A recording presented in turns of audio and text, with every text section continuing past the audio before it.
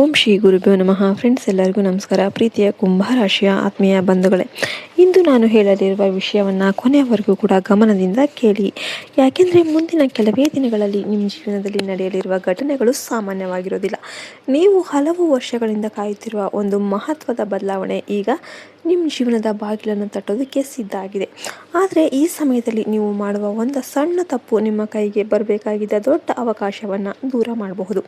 ಆದ್ದರಿಂದ ಈ ಸಂದೇಶವನ್ನು ಕೊನೆಯವರೆಗೂ ಕೇಳಿ. ಯಾಕೆಂದರೆ ಇದು ನಿಮ್ಮ ಭವಿಷ್ಯಕ್ಕೆ ಸಂಬಂಧಿಸಿದ ಅತ್ಯಂತ ಮಹತ್ವದ ಸೂಚನೆಯಾಗಿರುತ್ತೆ.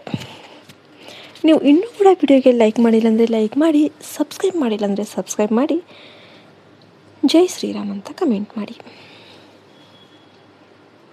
ವಿಡಿಯೋವನ್ನು ಎಲ್ಲಿ ಕೂಡ ಸ್ಕಿಪ್ ಮಾಡಿಬಿಡಿ. ಸ್ಕಿಪ್ ಮಾಡಿದ್ರೆ ನಿಮಗೆ ಮಾಹಿತಿ ಕರೆಕ್ಟಾಗಿ ಗೊತ್ತಾಗೋದಿಲ್ಲ. ಕುಂಭರಾಶಿಯವರೇ, ಕಳೆದ ಕೆಲವು ವರ್ಷಗಳಿಂದ ನಿಮ್ಮ ಜೀವನದಲ್ಲಿ ಒಂದರ ನಂತರ ಒಂದು ಪರೀಕ್ಷೆಗಳು ಬರ್ತಾನೆ ಇವೆ. ನೀವು ಯಾರನ್ನು ನಂಬಿದರೂ ಅವರು ನಿಮ್ಮನ್ನು ನಿರಾಶೆಗೊಳಿಸಿದರು. ನೀವು ಮಾಡಿದ ಪರಿಶ್ರಮಕ್ಕೆ ತಕ್ಕ ಪ್ರತಿಫಲ ಸಿಗಲಿಲ್ಲ. ಕೆಲವೊಮ್ಮೆ ನಿಮ್ಮ ಅದೃಷ್ಟನೇ ನಿಮ್ಮ ವಿರುದ್ಧ ಆಗಿದೆ ಅಲ್ವಾ? ಈ ಥರ ಭಾವನೆ ನಿಮ್ಮ ಮನಸ್ಸಲ್ಲಿ ಮೂಡಿರಬಹುದು. ರಾತ್ರಿ ಸಮಯದಲ್ಲಿ ಒಬ್ಬರೇ ಕುಳಿತು ನನ್ನ ಜೀವನದಲ್ಲಿ ಯಾವಾಗ ಬದಲಾವಣೆ ಬರುತ್ತೆ ಅಂತ ಯೋಚನೆ ಮಾಡಿದ ಕ್ಷಣಗಳು ಅನೇಕ ಬಾರಿ ಬಂದಿರಬಹುದು. ಆದರೆ ಈಗ ಆ ಪ್ರಶ್ನೆಗೆ ಉತ್ತರ ಸಿಗುವ ಸಮಯ ಬಂದಿದೆ. ಕುಂಭರಾಶಿಯವರೇ, ನ್ಯಾಯದ ದೇವರಾದ ಶನಿದೇವರು ನಿಮ್ಮ ಕರ್ಮದ ಲೆಕ್ಕಾಚಾರವನ್ನು ನೋಡ್ತಾ ಇದ್ದಾರೆ.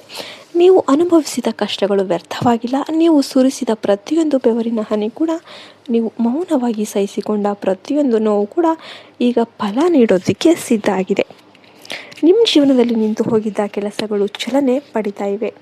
ಬಹಳ ದಿನಗಳಿಂದ ಕಾಯುತ್ತಿದ್ದ ಹಣ ನಿಮ್ಮ ಕೈ ಸೇರುವ ಸಾಧ್ಯತೆ ಇದೆ. ಉದ್ಯೋಗದಲ್ಲಿ ಹೊಸ ಅವಕಾಶಗಳು, ಬಡ್ತಿ ಅಥವಾ ಹೆಚ್ಚುವರಿ ಆದಾಯದ ಯೋಗ ಕಾಣ್ತಾ ಇದೆ. ವ್ಯಾಪಾರದಲ್ಲಿ ಹೊಸ ಗ್ರಾಹಕರು ಮತ್ತು ಹೊಸ ಲಾಭದ ಮಾರ್ಗಗಳು ತೆರೆದುಕೊಳ್ಳಬಹುದು.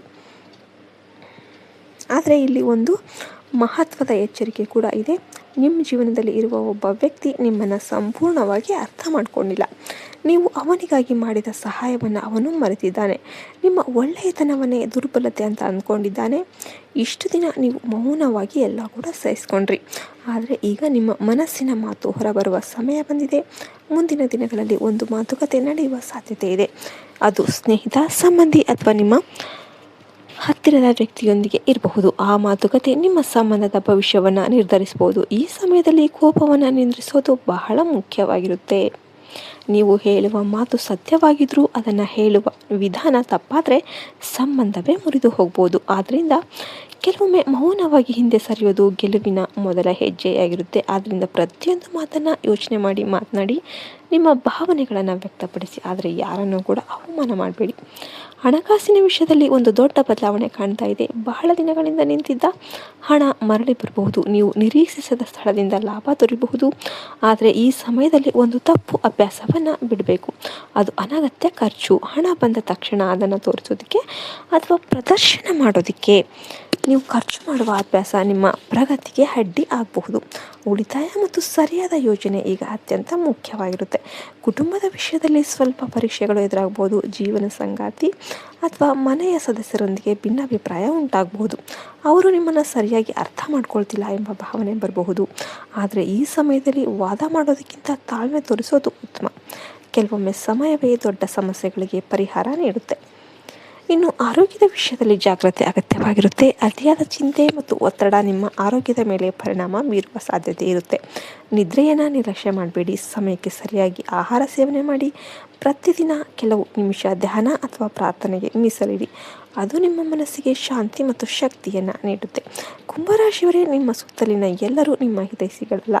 ಕೆಲವರು ನಿಮ್ಮ ಯಶಸ್ಸನ್ನು ನೋಡಿ ಅಸೂಯೆ ಪಡಬಹುದು. ನಿಮ್ಮ ಯೋಜನೆಗಳು, ಹಣಕಾಸಿನ ವಿಚಾರಗಳು ಮತ್ತು ಭವಿಷ್ಯದ ಗುರಿಯನ್ನು ಎಲ್ಲರೊಂದಿಗೆ ಹಂಚಿಕೊಳ್ಬೇಡಿ. ಮೌನವಾಗಿ ಕೆಲಸ ಮಾಡಿ.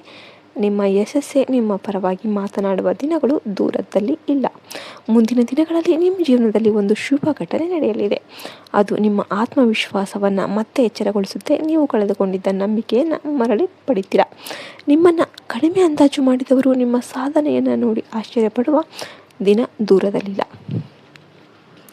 ನಿಮ್ಮ ಪರಿಶ್ರಮ ವ್ಯರ್ಥವಾಗಿಲ್ಲ. ದೇವರು ನಿಮ್ಮನ್ನು ದೊಡ್ಡ ಯಶಸ್ಸಿಗೆ ಸಿದ್ಧಪಡಿಸಿದ್ದಾರೆ. ಪ್ರತಿ ಶನಿವಾರ ಶನಿದೇವರ ಆರಾಧನೆ ಮಾಡಿ, ಎಳ್ಳೆಣ್ಣೆಯ ದೀಪ ಹಚ್ಚಿ, ಬಡವರಿಗೆ ಆಹಾರ ದಾನ ಮಾಡಿ, ಸಾಧ್ಯವಾದರೆ ಕಪ್ಪು ಎಳ್ಳು ಅಥವಾ ಕಪ್ಪು ಉದ್ದಿನ ಬೇಳೆ ದಾನ ಮಾಡಿ. ಈ ಪುಣ್ಯದ ಕಾರ್ಯಗಳು ನಿಮ್ಮ ಕರ್ಮಫಲವನ್ನು ಹೆಚ್ಚಿಸಿ ನಿಮ್ಮ ಭಾಗ್ಯವನ್ನು ಬಲಪಡಿಸುತ್ತೆ. ಕುಂಭರಾಶಿಯವರೇ, ನೆನ್ಪಿಟ್ಕೊಳ್ಳಿ, ನೀವು ಈಗ ಅನುಭವಿಸುತ್ತಿರುವ ಕಷ್ಟಗಳು ನಿಮ್ಮ ಜೀವನದ ಅಂತ್ಯವಲ್ಲ. ಅವು ನಿಮ್ಮ ಆರಂಭದ ಸೂಚನೆ ಮಾತ್ರ. ದೇವರ ಕೃಪೆ ನಿಮ್ಮೊಂದಿಗೆ ಇದೆ. ನಿಮ್ಮ ಸಮಯ ಬರ್ತಾ ಇದೆ. ನಿಮ್ಮ ಅದೃಷ್ಟ ಎಚ್ಚರ ಆಗ್ತಾ ಇದೆ. ಮುಂದಿನ ದಿನಗಳಲ್ಲಿ ಧನ, ಗೌರವ, ಯಶಸ್ಸು ಮತ್ತು ಸಂತೋಷ ನಿಮ್ಮ ಜೀವನದಲ್ಲಿ ಹೆಚ್ಚಾಗುತ್ತೆ. ಶನಿದೇವರ ಕೃಪೆ ಸದಾ ನಿಮ್ಮ ಮೇಲೆ ಇರಲಿ. ಎಲ್ಲರೂ ಕೂಡ ಜೈ ಶನಿದೇವ ಅಂತ ಕಮೆಂಟ್ ಮಾಡಿ. ಜೈ ಹಿಂದ್, ಜೈ ಭಾರತ್ ಮಾತೆ. ಹರಿ ಓಂ ತತ್ಸತ್. ಸರ್ವೇ ಜನ ಸುಖಿನೋ ಭವಂತು.